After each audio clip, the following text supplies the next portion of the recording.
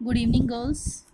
BCom first year कुछ girls ने complaint अपनी जो क्वेरी दी थी लाइबिलिटी ऑफ डायरेक्टर में। ठीक है, देखो इसमें क्या कहते हैं। लाइबिलिटी ऑफ डायरेक्टर, डायरेक्टर कौन होते हैं? डायरेक्टर आपको पता है ऐसे पर्सन्स होते हैं जो कंपनी के मैनेजमेंट को संभालते हैं। ठीक है, कंपनी की डायरेक्टली बिजनेस को ऑपरेट करते हैं। हम कह सकते हैं अथराइज फंक्शनर होते हैं वो कंपनी के। ठीक है, उन्हें कंपनी क्या करती है, कुछ पावर्स प्रोवाइड करवाती है। उन पावर के साथ साथ उनकी कुछ लाइबिलिटी भी बनती है कंपनी के लिए।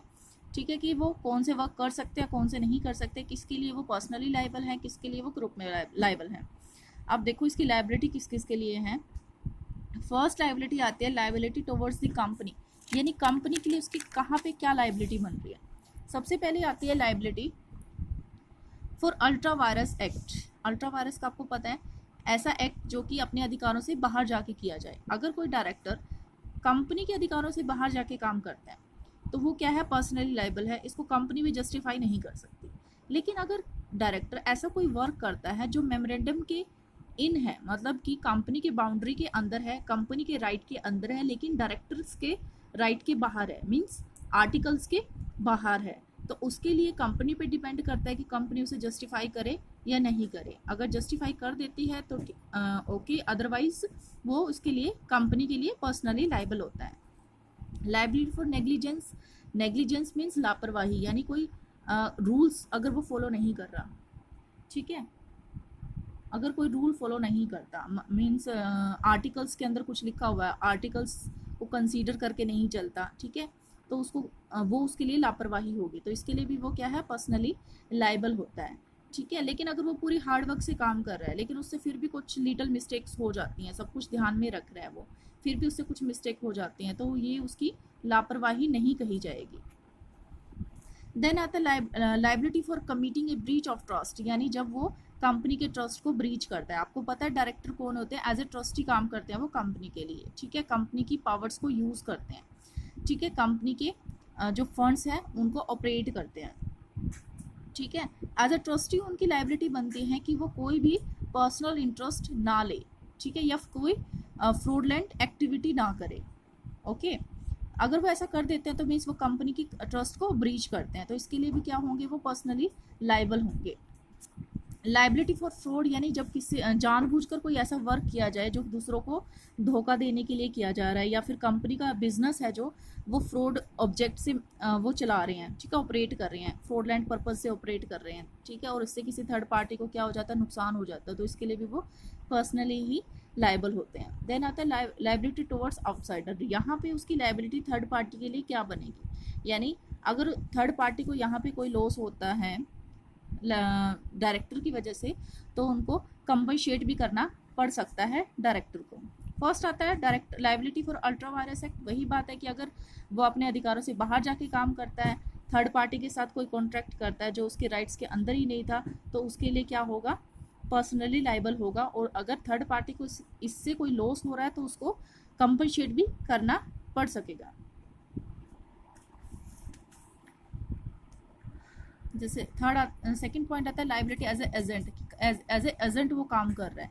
ठीक है, जब वो एज ए एजेंट काम करता है और थर्ड पार्टी के साथ कोई कॉन्ट्रैक्ट करता है, ठीक है, हम कह सकते हैं कि वो कॉन्ट्रैक्ट या तो वो प्रोस्पेक्टस के अंदर मिस स्टेटमेंट दे रहा है, या फिर वो अनट्रूथ, मैं कह सकती हूँ कि अगर कुछ फ्रॉड करने के ऑब्जेक्ट से अगर वो कॉन्ट्रैक्ट कर रहा है थर्ड पार्टी को, उससे थर्ड पार्टी को नुकसान हो जाता है, तो उसके लिए भी वो लाइबल होगा। Liability in relation to allotment, आपको पता है कि जब जो मिनिमम सब्सक्रिप्शन आने के बाद ही शेयर्स को अलॉट किया जा सकता है।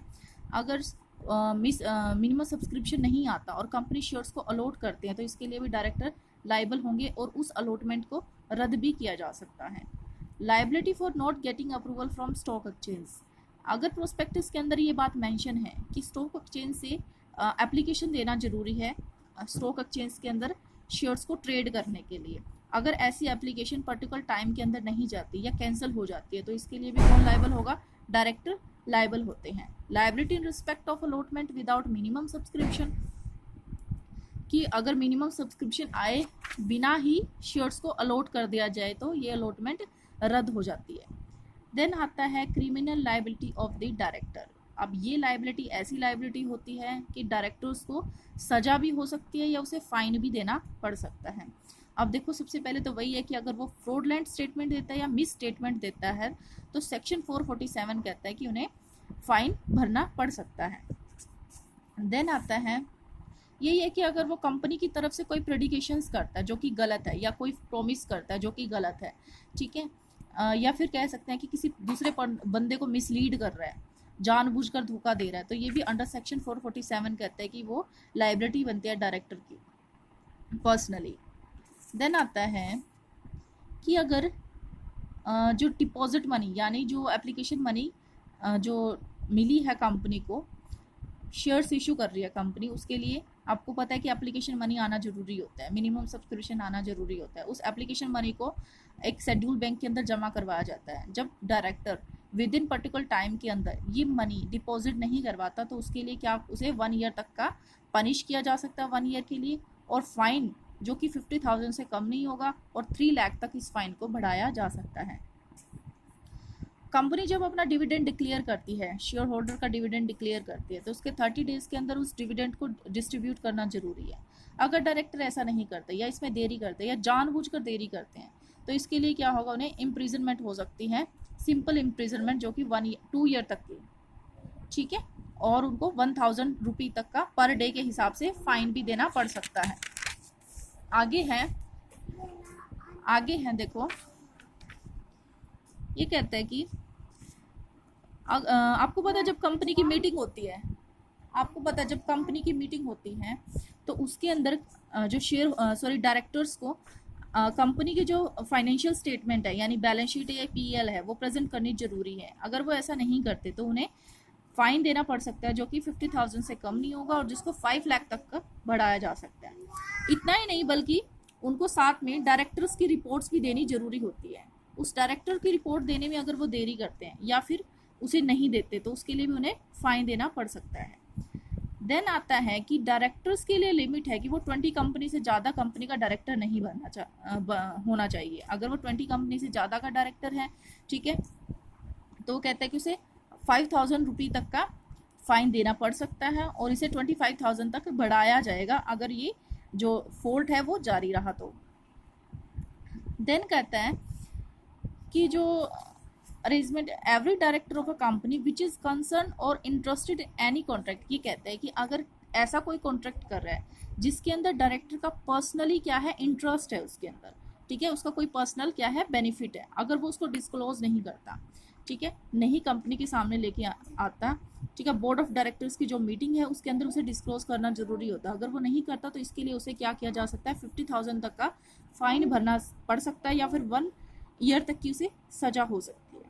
आगे कहता है कि कुछ सेक्शन 450 कहता है कंपनी एक्ट का कि अगर वो ऐसे एक्ट को तोड़ता है या फिर ऐसे प्रोविजंस को फॉलो नहीं करता जिसकी पेनल्टी डिसाइड नहीं की हुई तो उसके लिए क्या किया जा सकता है, उसे फाइन देना पड़ सकता है 10,000 रुपये तक का, ठीक है, जो कि 10,000 रुपये से कम नहीं होगा और उसे अगर जारी रहा तो इस फाइन को पर डे के हिसाब से बढ़ाया जा सकता है। ये आपकी लायबिलिटी है। क्वेश्चन था इसके अंदर, बिल्कुल इजी है, थोड़ा ध्यान से पढ़ना, आ जाएगा, एक बार रीड कर लेना सारा, ठीक है, हो जाएगा। उसके बाद हम करेंगे नेक्स्ट चैप्टर जो हमारा स्टार्ट हो रहा है उसको देखेंगे। Okay, thank you.